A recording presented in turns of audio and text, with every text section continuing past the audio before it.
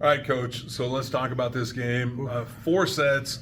That third set was a little bit iffy, and then even the fourth set, you guys had to make a comeback. What was it like out there?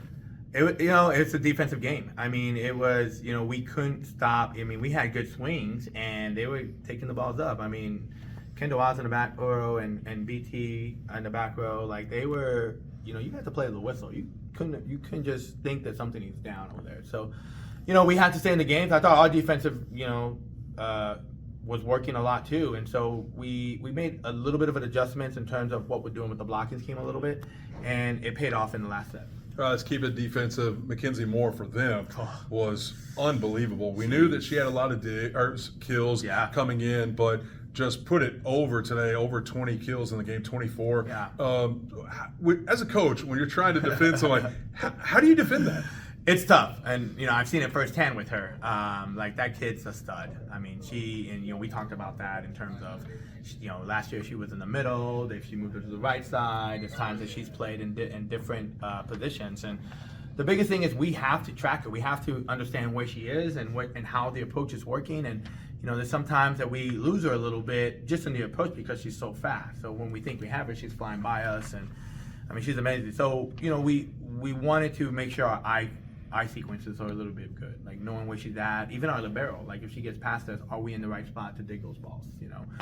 But we knew that she was going to get her points one way or another, so we wanted to minimize as much as we could with her. So Reese Fetty, that fourth set, you guys lose the third set pretty handily to McNeese, but she kind of that senior leadership. You can kind of really step up in that fourth set. Talk about that. I pulled her out, and I wanted to see what Katana was doing, and Katana had an off 9, and I'm like, I can't wait. I can't wait anymore. And I even put Katana on the outside, and then at that point, I'm like, okay, we ready? Let's go. And that's the one thing about this kid is she could be out for a little bit, and she's come back in. She's coming back in with more fire, and so she's the one that was helping on the block a little bit. We finally got the block on the right side. And she's that kid that just taking over a game a little bit. And not so much in just in scoring and whatnot, but they're passing and chatting and coming in and hitting some pipes that, score. So for her, she's doing it all. And that kid, she's proven that that's why she has to be on the floor. Yeah, and I thought her serving actually there in that fourth set, you guys are down 20-15. She starts serving, and then you guys take a 21-20 lead. We wanted to serve tough. We knew that they were going to play a 2-man serve receive. Every so often, Kenzie was going to be in there, but we Osgood and Tillman in the back. We knew that they covered a lot of court, and so we wanted to be like, if we're going to miss a little bit on target, we're going to have some pace on the ball and make be a tougher pass. And so that's what we were working on. Morgan, my assistant, did a good job of that. And, she started targeting. I mean, even that last series when they stacked it on the right and left number 9 out here, we kind of went one way and then we went the other way. And so that took us a little bit off the hump there. And so it was a good fight all the way through and through. First win against McNeese for A&M-Commerce, but more importantly, 3-0 in conference. Yeah. That's big. The girls loving that, and we want to stay humble. We want to put our feet on the ground. We'll say, let's celebrate it. Let's keep on going after it. We take day by day, game by game. So we're not trying to oversee this. We do want to enjoy this victory. We want to kind of celebrate and the things that we're doing and the accomplishments, and then right away you got to turn around and start thinking about the next one. So, yeah, I'm happy. It's exciting for the program. It's exciting for the team.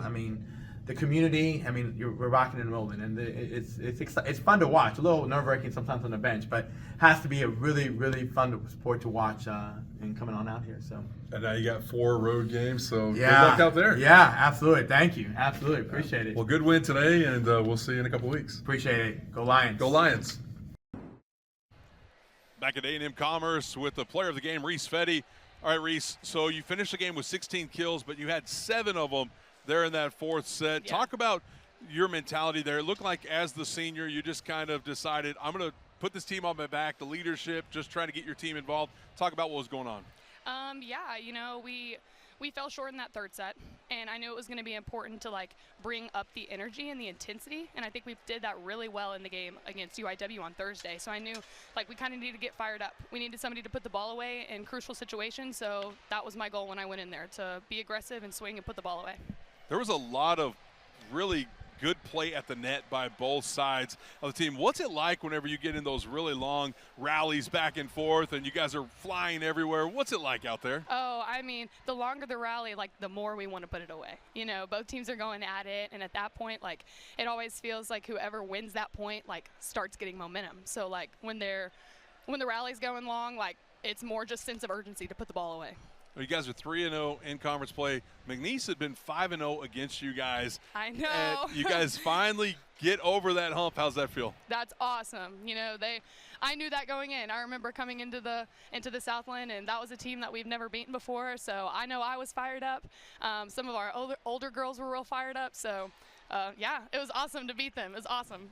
Now talk about the 3-0 start in the conference. You guys couldn't have asked for a better start. No, we really couldn't have. And, you know, we had a really tough preseason, and I think that we were, you know, had some ups and downs in that preseason, but I feel like we're very prepared. Like, I felt very prepared going into Northwestern, to UIW, and into this game. So I think that we just kind of, like, found our confidence and found that intensity about us, and that's how we're winning these games and staying together. And last year, I was thinking about this during the game. Last year, these were the type of games that you guys tend to lose. The games that were close, that you maybe get out to that first set, but then they kind of fall apart at the end. How is it that this year maybe you guys have kind of turned the corner and maybe you're finding ways to win those games? Yeah, I think we talk about that a lot. Just developing a winning culture. Like, you know, everybody always wants to talk about how A&M-Commerce, the underdog, just moved up into Division I. Like, we as a team and as a program are ready to start winning. And I think that we fight really hard in practice and compete really hard in practice so that we're ready for these moments and to actually put the match away and get a win. So I think that's how we're started out 3-0. Like, we're ready. We're mentally there, and we want to win games. Well, you can thank Gracie Campbell. She told us Thursday night right here, you guys were going to win this game. Yep, yeah, she did. She predicted it, and you guys she did did. it. Congratulations. Good luck. You guys got 4 games on the road. Good luck, we do. and we'll see you back here in a couple weeks. All righty. Thank you so much.